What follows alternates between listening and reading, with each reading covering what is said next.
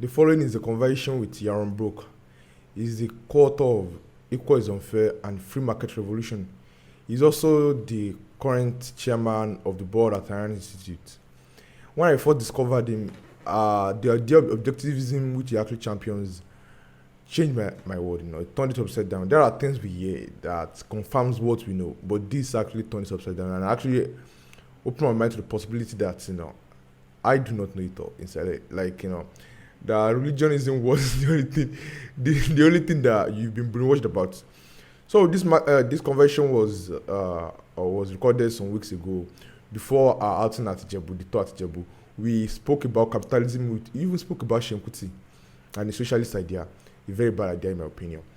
We spoke about religion. We talked about reason and faith. We talked about science. We talked about Africa's unity and why we are where we are. So I'm very sure you guys will enjoy this conversation. You will enjoy this conversation, and it will turn your world, upside down in a good way, in a very good way. It will open your mind to possibilities, some things you've never did before, some things, like the idea of selfishness being good, and the way Ayn talked about it, and the way Yaron is talking about it. So I like the idea of objectivism. I don't think it is. There are some things I'm trying to work through right now. But it's great, the conversation will be great. You enjoy it. Enjoy it, guys. Enjoy the conversation. All right. I should actually start the interview. Can you just introduce me to what you actually know about Nigeria? What you know about Nigeria? How much do you know about Nigeria? How much do I know about Nigeria? Not a huge amount. A little bit. A little bit about oil. A little bit about the North, the Islamic terrorism, but not much about it. And Nigerian immigrants to the U.S. do very, very well. Yeah. But about the internal politics and the internal stuff going on in Nigeria, I know nothing. Wow, interesting. All right. I was told to actually say, some of my, some of my followers actually told me to actually say hi to you. Some of my followers are actually a fan of your show. Okay. Cool. Yeah. All right. I should start the interview. A lot of people are not familiar with Ayn Rand. I got to know Ayn Rand in detail through your interview with Lex Friedman, and then I looked you up. I've been a fan of your first interview with him. I've been a fan of your show since then. So can you give me a brief introduction into objectivism, the philosophy of Ayn Rand? Sure. Ayn Rand was both a philosopher and a novelist. Her most famous books are Atlas Shrugged and The Fountainhead. And in those books and in a lot of her philosophical writings, what she does is presents a case for living on Earth, for living the best life that you can, while you're alive on this planet, right? So it's a philosophy that advocates that reason is our only means of knowing the world, that reason is a basic means of survival. It's what we should be cultivating. It's what we should be emphasizing. The standard for our life, the moral standard for our life, should be our own happiness, our own success. Your own life should be your moral standard. You should live for yourself in that sense, not sacrificing yourself to other people, not expecting them to sacrifice for you. And the only political system that is appropriate for people pursuing their own happiness, pursuing their own life, is capitalism. Capitalism is a system of freedom. It's a system of individual rights. It's a system in which the only job of government is to protect your right to life, liberty, and the pursuit of happiness. The only role of government is to protect you from crooks and fraudsters. So she's not a statist.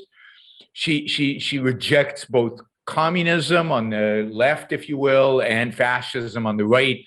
She rejects all forms of government intervention in the economy. So it's really a philosophy about how to live your life the best that you can. all right. You said something just now about the limits of how far should the governments go in the interference of in people's lives, you know. Basically, government should have almost no interference in people's lives. The government should leave you alone, and as long as you're not hurting other people, it's none of their business. The only job of the government is to protect your freedom to act based on your reason in pursuit of your values. So they're protecting you. Who are they protecting you from? They're protecting you from crooks and criminals and murderers, thieves, fraudsters, people who commit fraud, and from foreign invaders, from people, terrorists, and people who would invade your country and hurt you. So the military, the only thing the government should be doing is a police, a judiciary to arbitrate disputes, and a military to protect your borders. And that's it. Other than that, the government should be hands off. No welfare, no regulations, no controls. The government should own no property, should own no so-called natural resources. All of that should be private, and markets should be left free to produce, and consumers should be left free to consume. All right. Then what's your take on the government's bailing Tesla out? I think yearly the US government gives Tesla some amount of money, and the same thing is going on in Nigeria. Dangote, I don't know if you know Dangote, is the richest black African black man, and he's Nigerian, and the government in Nigeria bails him out every single year. Yep. So what's your take on that? I mean, obviously, I'm against it. I'm against any government involved in the economy, both bailouts, subsidies, but I'm also against regulation and taxes. So the government should just stay out of all economic activities. I mean, I wish we had a constitution that separated state from economics. That is, the state cannot intervene in the economy, not in the positive in the sense of bailing people out, or the negative in the sense of regulating them and shutting them down. The government has often forced companies to shut down. It has picked winners and losers, and has often bailed out companies, whether it's Tesla, whether it's the banks during the financial crisis, whether it's an insurance company, AIG, during the financial crisis, or solar panel manufacturers, or all kinds of companies are constantly being bailed out by the government. Government should have zero, zilch, no involvement. So what do you mean by regulation in taxes? You're against regulation in taxes. Government should have no ability to tell me who I can hire, how much to pay them, what kind of benefits to give them. All of those are regulations. Okay. The government should have no say in what product I sell, what the quality of the product is, what the safety record of the product is. Unless I'm committing fraud, the government has no business telling me what I can and cannot sell. If somebody is hurt by my product, they have the ability to sue me. If it turns out that I put out the product purposefully to hurt people, then the government can intervene. But so no safety regulations, no workplace safety regulations. For example, if workers think that my workplace is too dangerous, don't come to work. Refuse to work, or demand a risk premium on your wages. But it's none of the government's business. All of that is to be negotiated between workers and the companies, between the companies and the consumers, all of that. And then, of course, people have recourse against the company. If they can show that a company was negligent, then they can sue the company. And that's what the courts are there for. So there's liability law. If you buy a product and it turns out not to work the way you expected it to work, you can sue me. And then we have a legal system that determines whether you're right or I'm right. But the government shouldn't try to preempt and tell me your product has to have these dimensions and be made of this material and have these qualities. And those kind of regulations should all be banned. They should not be allowed. And all this is predicated on the belief or on the sense that people are capable of making choices. Are people capable of making choices for themselves? Absolutely. It's all contingent on the idea that fundamentally what makes us human is the fact that we are rational. We all have that capacity to think and to choose our own values and to make estimations about the risk we're willing to take. That doesn't mean we don't make mistakes. It doesn't mean that some people out there in the world default on the responsibility of being rational and act stupidly. But the fact that somebody else acts irrationally does not give you or the government the right to penalize me, who are acting rationally. So by regulating, we're treating everybody the same. And we're assuming that nobody can act rationally. So I'm saying, yeah, people do stupid things, but that's their problem. And let them figure that out and let them recover from it. Don't penalize the rational. Don't penalize the moral for the sins of the irrational or the immoral. All right. And you mentioned something about the welfare states, like the welfare states is basically given to those who need to have the ability to actually provide, or the will to actually provide, the ability to actually provide for themselves, But don't you actually think you need government to serve as a patron of some sense? Patron actually collects money and actually returns it back to the creator. So do you think people, if given a chance to actually give to the community, will actually give back to their community without, willingly, could people do that? Well, first of all, I hate the term give back because you didn't take anything. So what are you giving back to? You only give back after you've taken, right? So you haven't taken anything. So would people give? Well, it depends, right? I think the government today gives way too much welfare to way too many people who can take care of themselves, people in a free market who would have jobs and who would be doing much, much better financially and psychologically if they weren't dependent on government handouts. So in a free market, very, very, very, very few people cannot take care of themselves, cannot feed their own families, cannot get a job, cannot work, cannot make what people call a living wage. I think what suppresses wages is the welfare state, is the regulatory state, is government intervention in the economy. So let's have a free market and then encourage people to get a job and then eliminate welfare. Now, for the fraction, the tiny, less than 1% of people who cannot work, who cannot take care of themselves, will there be enough welfare? Absolutely. Will there be enough charity? Sorry. Absolutely. Americans in free countries generally are unbelievably charitable.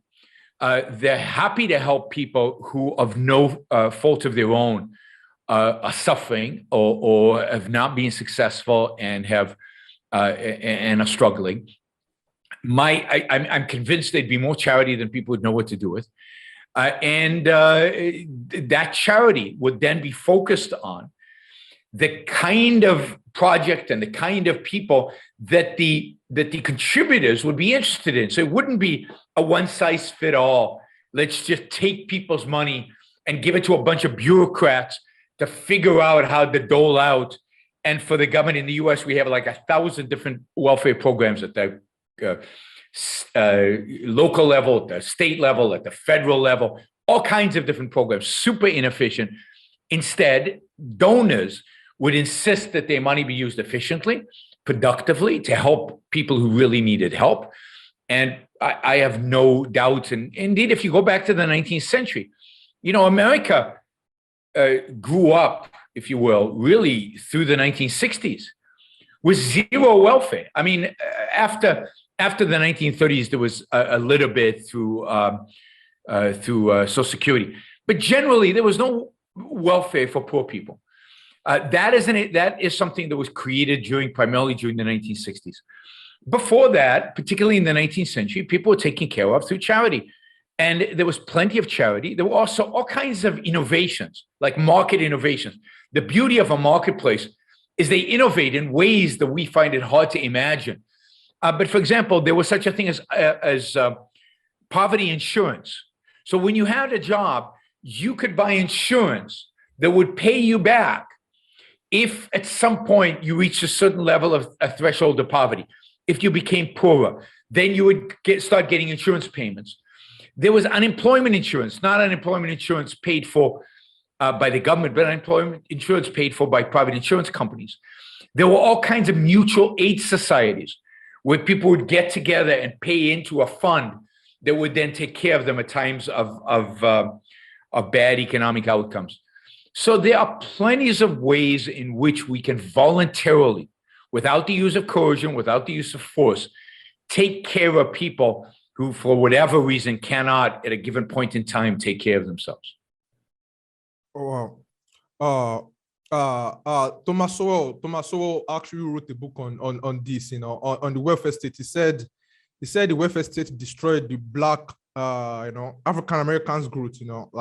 Like he said. Absolutely. Yeah. How do you think that it destroys you not only economically, because you become dependent on the welfare and you don't go out and strive for jobs, but it also destroys you psychologically, because one of the ways in which human beings achieve self-esteem, and through that self-esteem ultimately achieve happiness and prosperity and self-confidence and good jobs and all of that, is through the work that you do.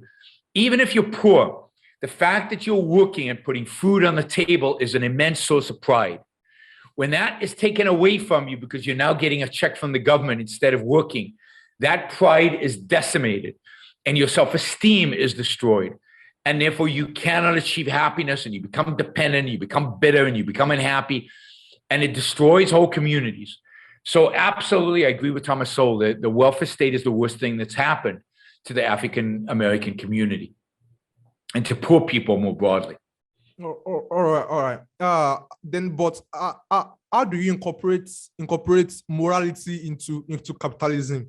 I got a CEO actually called me some times ago, I think last year, and he asked me how much should he pay his workers, his workers, and he asked me, like, no, he doesn't actually know how much he's supposed to pay them. No matter how much he pays them, they want more. They would want more, and he feels like, he feels guilty of some sort. He feels guilty for not paying them enough as much as they want, and also he feels like, he shouldn't pay them as much as they are demanding. So how do you compare? How do you know how much to pay your workers?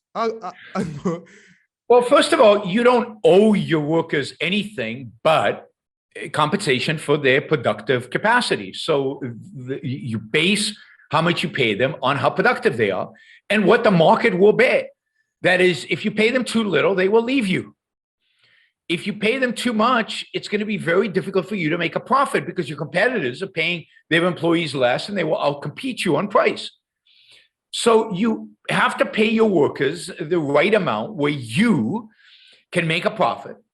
And they might complain, but where they are going to feel like this is worth their while. That is, they won't leave you. They won't go to your competitors. They won't go work somewhere else.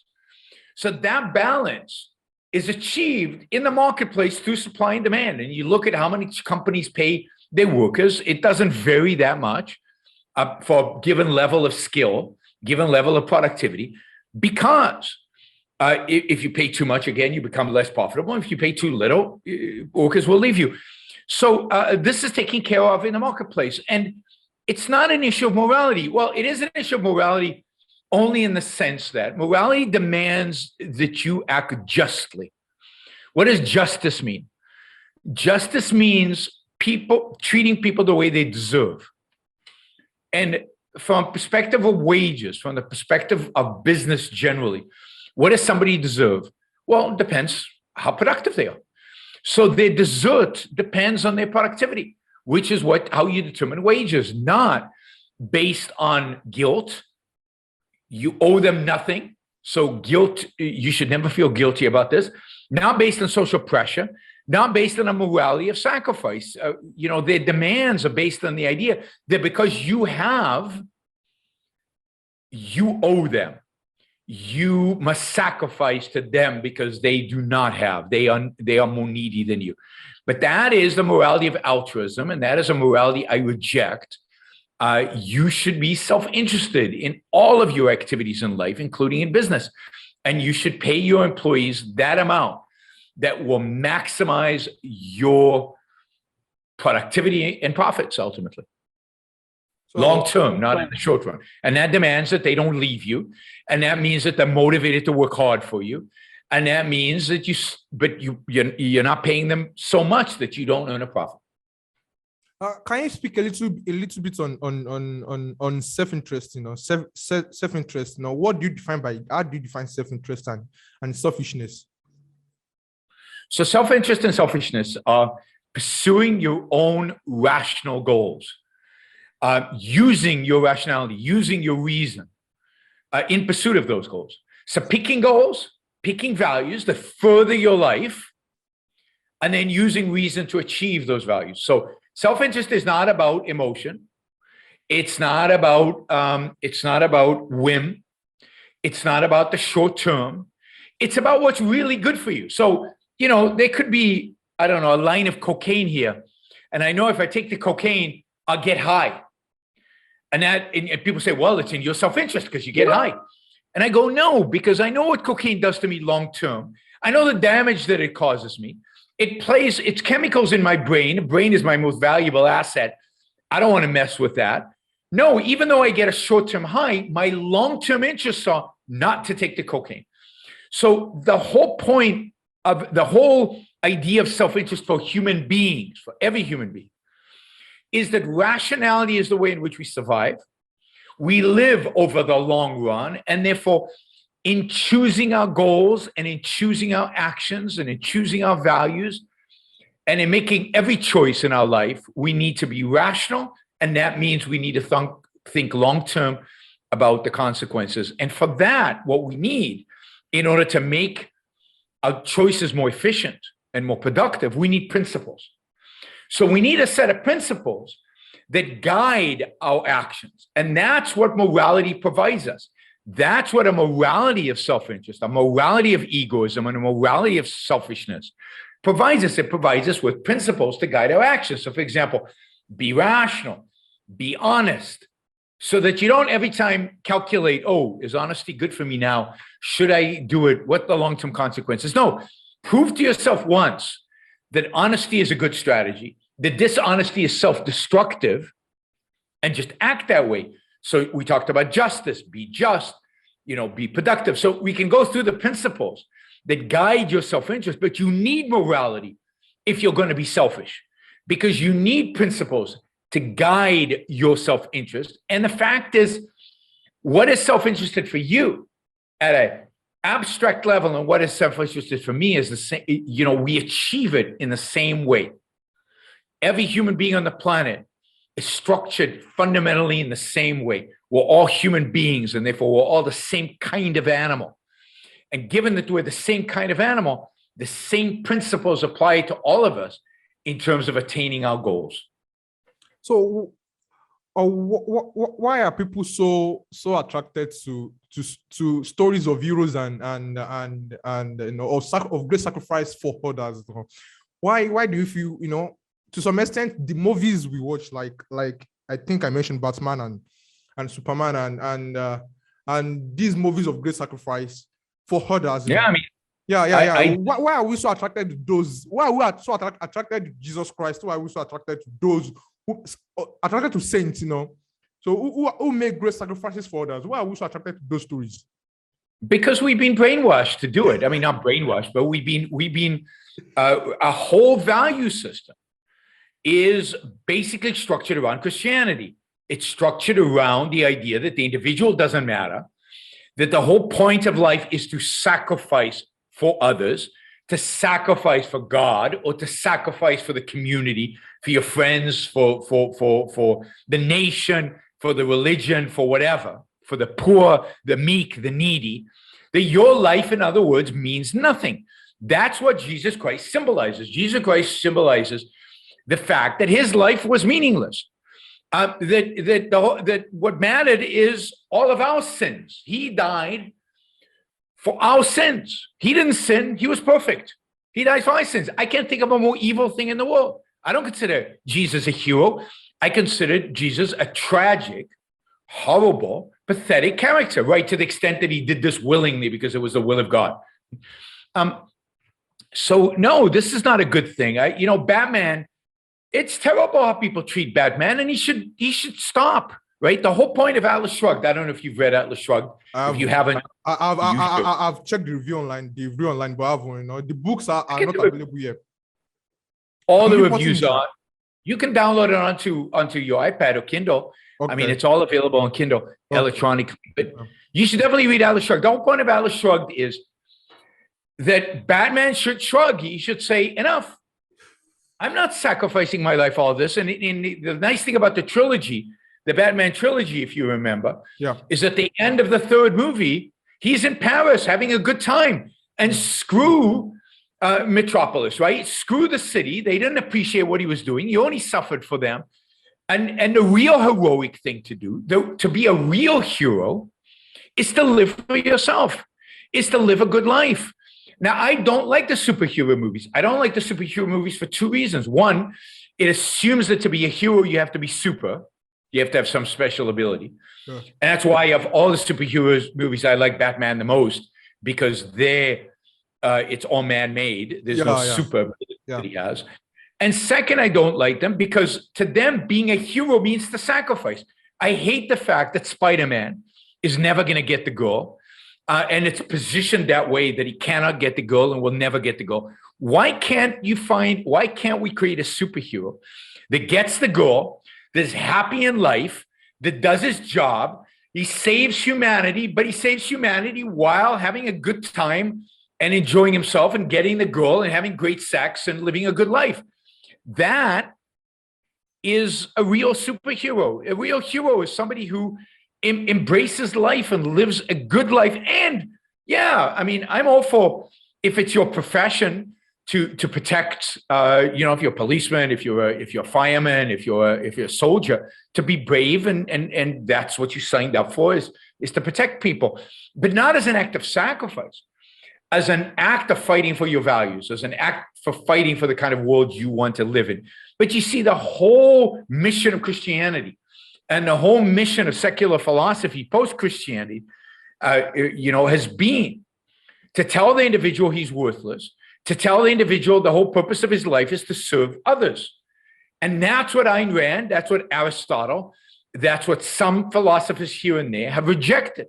And that's what I think every individual should reject. And until and in order to get to an ideal society, in order to get to the point where we eliminate the horrors that still exist in our world, we need to get to a point where we elevate the individual above the community and where we elevate a morality of egoism above a morality of altruism. All right. I think we should come back to objectivism in general. What does objectivism say about the ideal man? The objectivist philosophy, what does it say about the ideal man? Well, the ideal man is somebody who lives for himself. The ideal man is somebody who is rational, who makes decision based on reason, based on facts, based on evidence, based on assessment of that evidence. It doesn't mean he never makes mistakes, but it means that he always tries to take into account all of the evidence and all of the facts. An ideal man never evades, never pretends not to see things, never ignores evidence or facts that is out there, and who lives for himself, as Ayn Rand put it, neither sacrificing himself for other people or other people to himself. He lives in an attempt, striving to achieve his own happiness, engaging with people on the basis of trade, on the basis of win-win relationship, where nobody is expected to sacrifice for anybody else, whether it's love, which is the most selfish of all relationships, or friendship, or in economics, in work, actual engaging in trade. So that's what an ideal man is. The idea of living for yourself. Do you think this is something? I don't know. I think someone mentioned this online also. I don't know. Do you think this is something that should be, that should be pressed about? Do you think people would? Is this one of those things that if you repeat it often enough, people take it to the extreme? Like the idea that love is selfish. I'm basically loving you for myself. This is my thing. I'm with you because of me, not basically because of you, or I don't know. But do you think if people, if we repeat these things often enough, like love is selfish, live for yourself, people could take this to the extreme that it could actually remove the spirituality of the communion of interpersonal relations?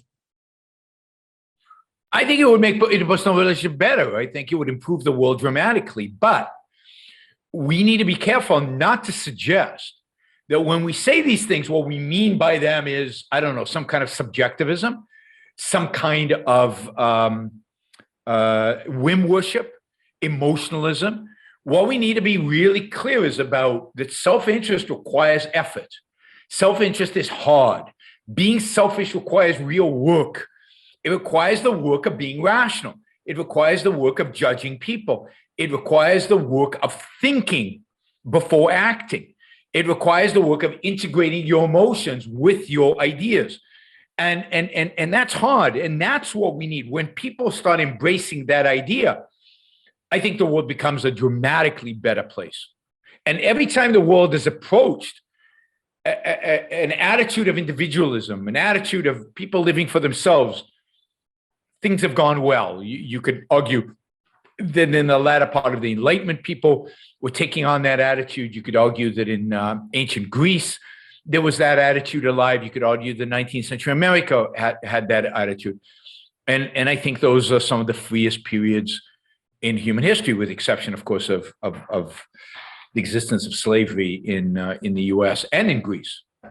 No, slavery has existed before we for a very long time, Shah. Slavery's always existed. Slavery's always existed. It's only capitalism and the Enlightenment that ultimately got rid of slavery. Got rid of slavery, and this is I think I mentioned Sean Kutsi in my first email to you. This guy is a socialist, but and he's a very good one. I don't mean the idea is good, but he's very good at conveying his words and ideas, and his basic comments that he always reiterates is that what about slavery? What about exploitation in capitalism? How do we that those are actually results of capitalism, and I constantly repeat. Slavery is the opposite of capitalism. Slavery is the negation of capitalism, and indeed, capitalism got rid of slavery. It's the two most capitalist countries in the world, England and the United States, in the 19th century, that eliminated slavery within their countries, eliminated the slave trade, and it's the capitalism. The system of capitalism is based on the idea of treating individuals as traders, the whole idea is anti-exploitation. The whole idea is win-win relationships. And if I'm not winning from this relationship, I'm free to walk away. And that's the negation of slavery and the negation of all exploitation. So where exactly does it deviate from its ideals? Because I think when we focus on individuals, the group tends to suffer. And when we focus on the group, the individual tends to suffer. And because once we focus, I don't know if you might agree with this, that the more individualistic we are, in the capitalist sense, the more the wage gap actually increases. And every single nation is actually experiencing this, that the richer are getting richer, and the upward mobility is becoming impossible. That is completely wrong. Wow. I understand, but this is I don't know. I don't know. Like, I've seen some serious inflation in Nigeria recently. And the problem with this is that a lot of businesses are not going out of business, but those who are actually trying to start a business are unable to. They are unable to compete. And this increases the level of this increases inflation. This actually increases inflation, and it is making life difficult for everyone. Sure, but what causes inflation? Yeah, that is the question. Well, the question is the only cause of inflation is government. It's the central bank. And it's government deficits. It's the government spending more than it brings in. So it's the combination of central banks printing money and the government spending like there's no, a deficit spending, which causes inflation. So under capitalism, there's no real inflation. On the contrary, under capitalism, prices drop over time. Prices actually go down. So this idea that inflation is caused by markets is just wrong. It's never been right. Inflation is a pure creation of government. And second, the whole idea of inequality is a bogus idea. I wrote a whole book on it. You should buy it. Yeah. And you should read it. Yeah. It's called Equal is Unfair. Yeah. And the whole point is that from an empirical perspective, it's just not true. Under capitalism, there's massive social mobility. The more capitalism, the more individualistic, the smaller, the more limited the government, the less government interference there is, the more socially mobile people are.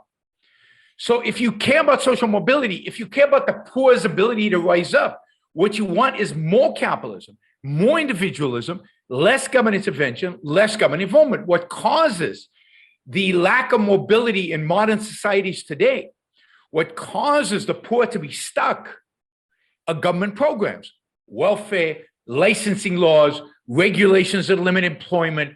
Those are the things that restrict the ability of companies of poor people to rise up and become wealthy. But in the 19th century, in the heyday of capitalism, social mobility was super fast and prevalent.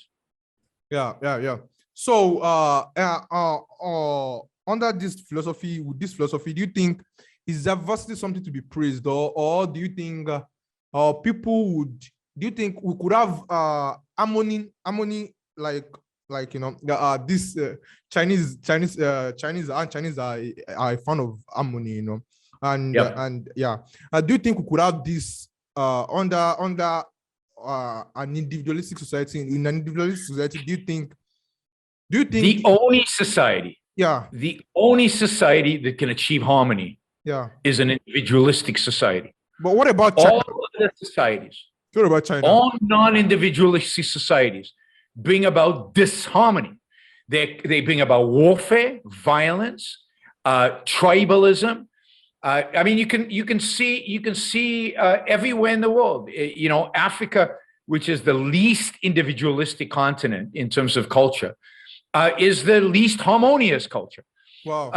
If you look at Europe before the Industrial Revolution, they were fighting all the time. There was a war every decade. There was a major war. People were slaughtering each other because of their religion, because of their nationality, because their prince didn't like their prince, whatever. Constant warfare in Europe throughout the centuries until capitalism, until individualism, until the Enlightenment. And then if you look from the Napoleonic Wars until World War I, peace. And then with the rise of ideas about collectivism, anti-individualism, racism, all the other ideas that started, socialism, communism, that rose up in Europe during the early 20th century, that harmony was shattered by what? By collectivism. And then if you look at post-World War II Europe, again, a period of relative individualism, you get peace again. Now, Europe is again breaking into tribes and into collectivism and ideas of collectivism, and you're seeing more conflict and more strife than ever before. So it's exact opposite. The most harmonious societies are individualistic societies that take their individualism seriously. And the more collectivism, the more tribal, the more sacrifice you expect from people, the more Christian the societies are, the more violence there will be. But what about China? China, from the Athenian Empire to the Greek Empire to the British Empire, every single group that actually rules, into economic prosperity, actually had some series of war to actually aid their rise. But China, which I think is actually a collectivist society because of the philosophy of Confucianism and that basic communist party, actually rose without any form of violence at least to an extent, I understand the problem they're having with Uyghurs in China. I recognize that, but it is the only society I think actually rules without any form of violence to their neighbors, to nations around the world with, I don't know. I'm not sure what you're talking about, but the fact is that China's history, if you look at 5,000 years of Chinese history, it is filled with violence, constant warfare, constant struggle within China. So they keep, a king will rise up, he'll unify all of China, create a Chinese empire. And then a few generations later, it'll break up and there'll be civil war and they'll fight each other out. And then a new king will rise up and unify them all. And then it'll break up again. And it's a constant up and down and up and down and up and down. And the fact is that because of this, and because of the collectivistic nature of China and its tribal elements, that's what causes the civil wars, all the different factions within China. Because of that, China, in spite of the fact that it led the West for during many centuries in terms of wealth and prosperity, has lagged. It took the Chinese to catch up with the Industrial Revolution. It took them almost 200 years to catch up to the West. And today, it's still significantly poorer than the West. On a per capita GDP, China is still poor. And the only reason China is relatively rich today as compared to its history is because starting in 1978, it has embraced principles of individualism. It has embraced principles of capitalism. The areas in China that have done well economically are those areas in China where the government has left individuals alone to pursue their own profit, they haven't regulated them, they haven't taxed them heavily, and they've allowed them to flourish. They've allowed the individuals to pursue their own lives. And that has created harmony, the harmony of capitalism. Now, with Xi in power, trying to crush that and trying to regulate that and trying to control that, I believe China is going to enter a period of decline because it is reverting back to its old collectivism. It's reverting back to its old centralization of power and centralization of planning. And as a consequence of that, I think China is in decline. So it's when China embraces elements of individualism, it rises. And when it reverts to its tribalism and collectivism, it declines. But what about the cultural suffering, do you think people would, the cultural suffering, I noticed to retain the cultural elements, Chinese cultural elements, what I noticed is that they stopped they restricted, at least socially, the connection their society has to the West. I think. Yeah, I'm not sure. Say that again. I'm not sure I understand you. Okay, I mean to preserve their cultural heritage. For Chinese to preserve their cultural heritage, and I know they are very conscious of this. During the Qing dynasty, late Qing, the dynasty before Mao, Qing dynasty, they did something to the old Buddha, Doja, Shishi actually created a movement. If you go to China, if you go to Shanghai, it looks like a Western country. If you go to Guangzhou, if you go to Dongguan, if you go to Shenzhen, what they've adopted is Western ideals. These cities are not built on Chinese principles. These cities are built on Western principles. The ideas of capitalism, of individualism, of profit, of self-interest. That's where the wealth has come from. Now, Xi doesn't like that. So he's trying to bring back these Chinese collectivistic elements, but that is going to hamper, restrict, and restrain the ability of China to grow. I believe there is only one good culture. There's only one good civilization. I'm not a multiculturalist. I don't believe that all cultures are equal. I believe one culture is better than everybody. And that culture is the culture of capitalism and individualism. It is a culture of freedom. It's a culture which leaves individuals alone to pursue their own happiness by their use of their own mind, pursuing their own goals. And anytime you try to collectivize that, standardize that, anytime you try to bring in your ancient culture and bring it forward, you are heading in the wrong direction. So I think China today is heading in the wrong direction. And I think the only reason it succeeded is because for a while there, under Deng Xiaoping and then the people who came after Deng, they pursued an anti-Chinese culture. They pursued a Western culture. And that's what led to their success. So it's Chinese culture is not good. It's too collectivistic. It's not good. It's not a good culture. It's too collectivistic. It's too family oriented. It's too sacrificial. And it's not individualistic enough. And I think what's happened, what scares Xi right now, what scares the Communist Party in China right now, is that after 40 years of relative freedom, many Chinese are rejecting Chinese culture and adopting a more individualistic lifestyle. And that scares the authorities. And that's why they're trying to clamp down on it. But look, people, including Chinese, have been trying to move to the United States for 200 years. Why? To go to a better place, which means a better culture. America has had, with, some obvious exceptions, but it has generally a better culture than anywhere else. Why? Because it's an individualistic culture. You can be what you want to be in this culture. And that's why the Chinese immigrated here in the late 19th century until America stopped that for racist reasons. And that's why people from Latin America, from Africa, from Europe, everybody wants to come here. Not because we're worse, but because we're better. And if the rest of the world wants to become better, they should try to copy the good things about America, what made America great. And that's true of China, and that's true of every country. So I think that is right. And I think when during China's rise and in Japan's rise, in the 1960s or so, foreign Chinese came back to invest in China. Like Chinese from around the world came back to invest in China, and Japanese also, they came back to their country to invest in Japan. Isn't think that about how Japan became Japan. Yeah, Japan became Japan because of an atomic bomb was dropped on them.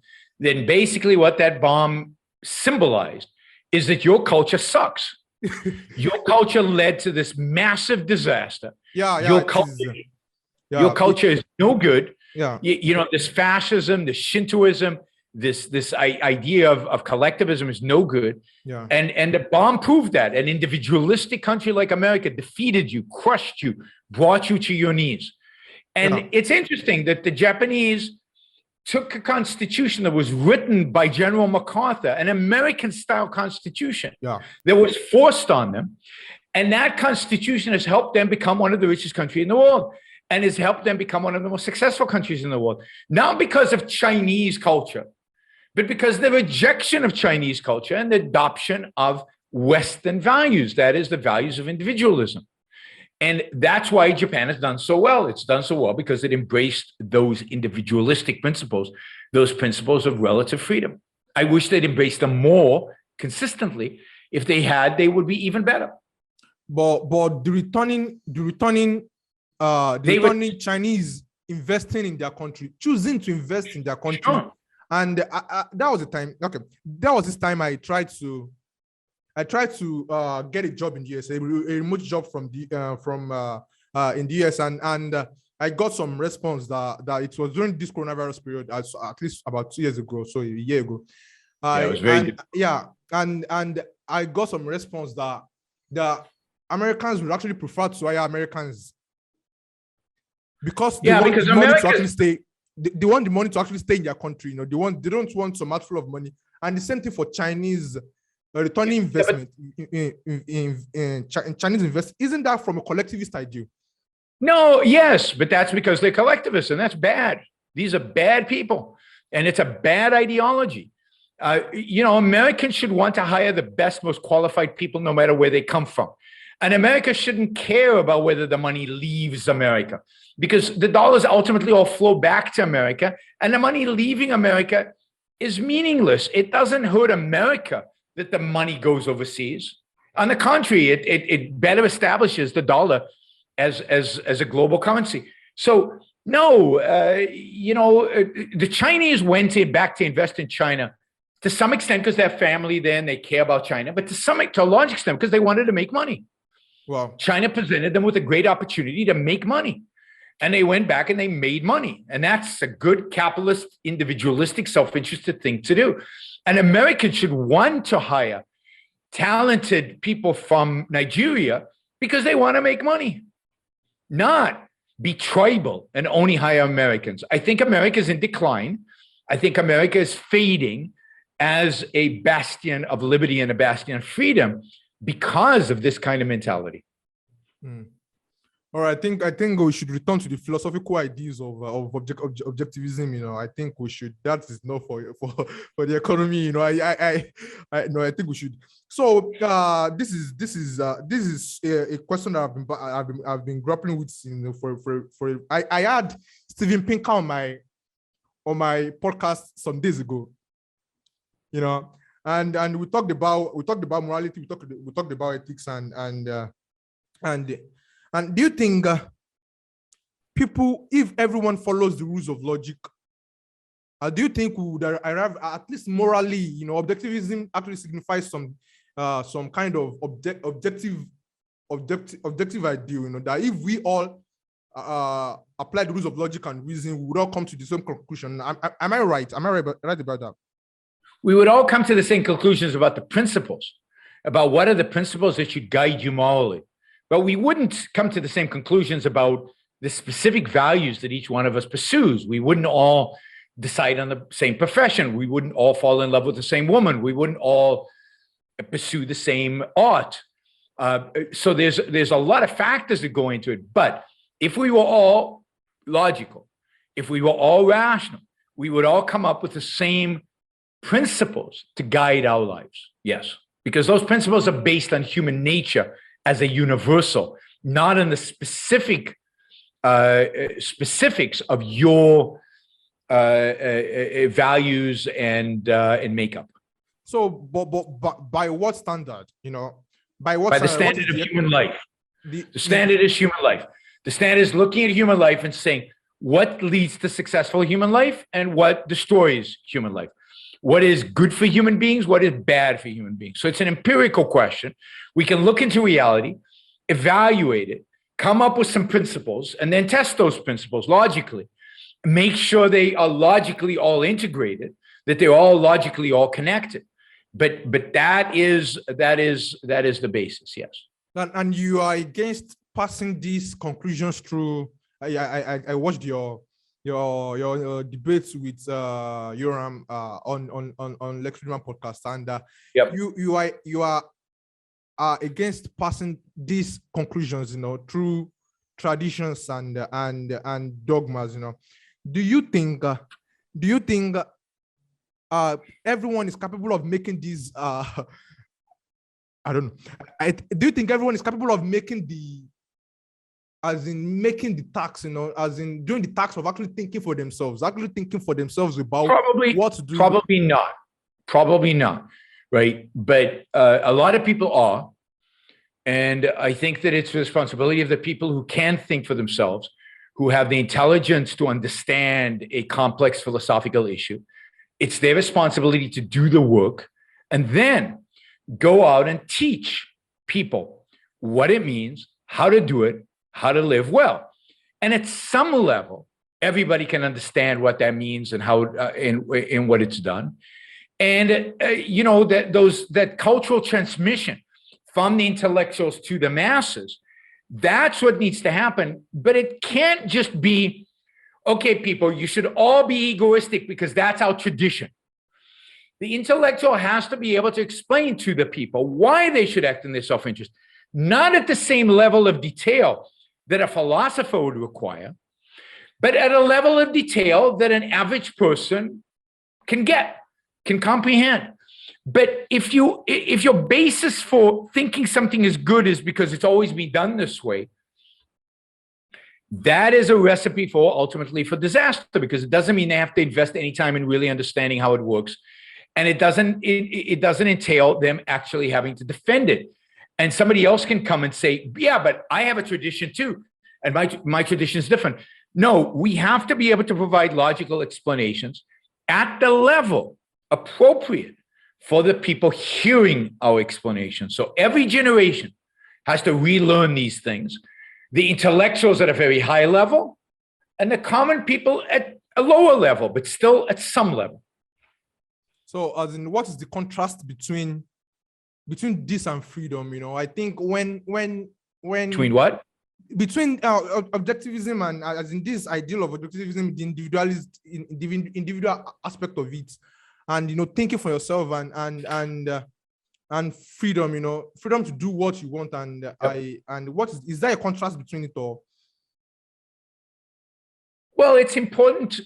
It's important in the sense that if you believe that people don't have reason and therefore cannot take care of themselves, and need to have their hand held, need to, like Yoram Chazoni believes, that people cannot take care of themselves, they won't do the right thing, we need to guide them, we need to help them, we need to hold their hand, and we need to force them, we need to coerce them.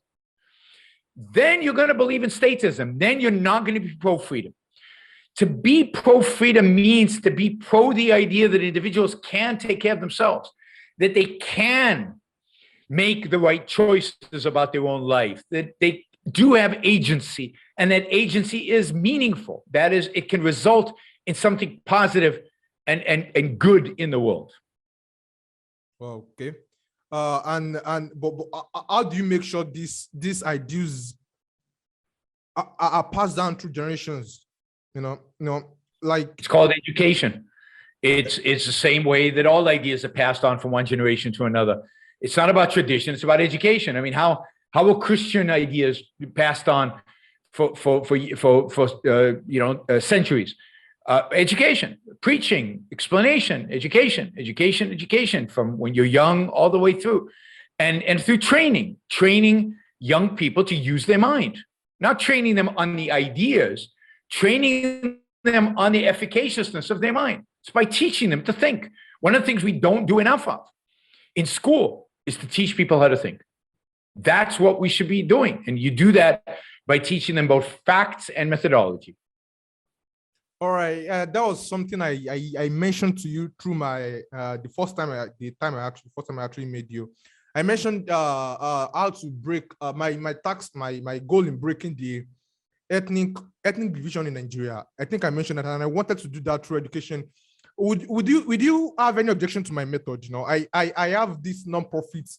I plan on partnering with the government to actually educate the whole of the country, and actually re-educate the whole of the country, because I think the current educational system in Nigeria has actually done a bad job at educating the whole country. That's why people are so tribal, and I don't think most people are even able to actually identify what the problem is, what the problem with the country is. At the moment, there is an election coming up next year, and people are up to now. I don't speak on politics generally on Twitter or on social media, but I think people are making the wrong choice again. Once again, they're making the wrong choice. Yeah. But that's because. So I think you're right. The problem in Nigeria, like in most of the world, is tribalism. It's collectivism. If you can partner with your nonprofit, can partner with the government and actually be effective in educating people and not be overly controlled by the government, right? Because you're making a deal with the devil, right? Yeah. And you have to be careful that they don't take over your curriculum. But if you can actually promote a curriculum that supports freedom, that'd be good. It would be better if you could work with private schools, and if you would encourage the creation of private schools. And I know there are a lot of private schools in Nigeria. Yeah. But to promote a good, positive curriculum that teaches people how to think for themselves. There's nothing more important than teaching people how to think for themselves. Nothing. Yeah. And all other problems will go away if we can just do that. Yeah. And this is my last question for this, for this Sounds good. Engagement. What do you think? What do you think is the meaning of it all? I think you are an advocate for reason, and this was a topic we discussed on. I have this show coming up next week, and next week Friday, and people are like I shouldn't. Some people told me to not be so, as in, to not be so quick to diminish religion and faith, and because it gives meaning to people's lives, and that is what I'm trying to do to break the ethnic boundary in Nigeria. That is what I'm trying to do. So So what are your views on religion, and what do you think is the meaning of like your views on religion? You are Jewish, you know, Kind yeah, of. so, yeah, I was born Jewish, but look, religion is a primitive form of philosophy, but it's not a very good philosophy. It's a philosophy ultimately of irrationality, of mysticism, and a morality of altruism. And therefore, religion plays into tribalism and ultimately violence. Part of the problem you have in Nigeria is religion. I mean, look at what some in the name of Islam are doing in the northern part of your country. What we are arguing for is the rejection of faith, the rejection of mysticism, the rejection of altruism.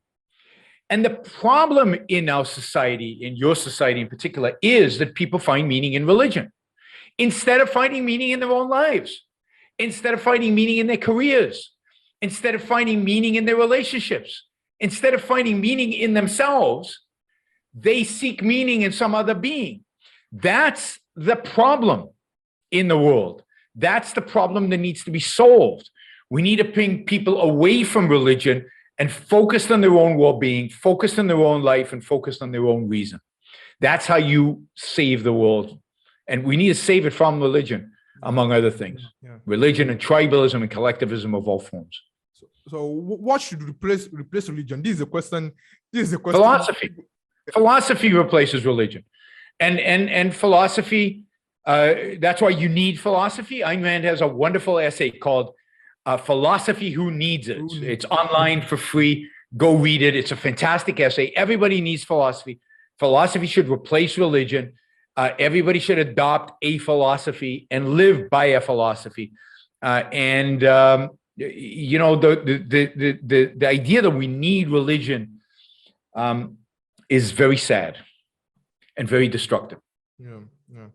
All right, thanks for coming on my show. It's been 1 hour. I think we do this once pleasure. again. When I go through the books, your book and Ayn Rand book, I will invite you back on.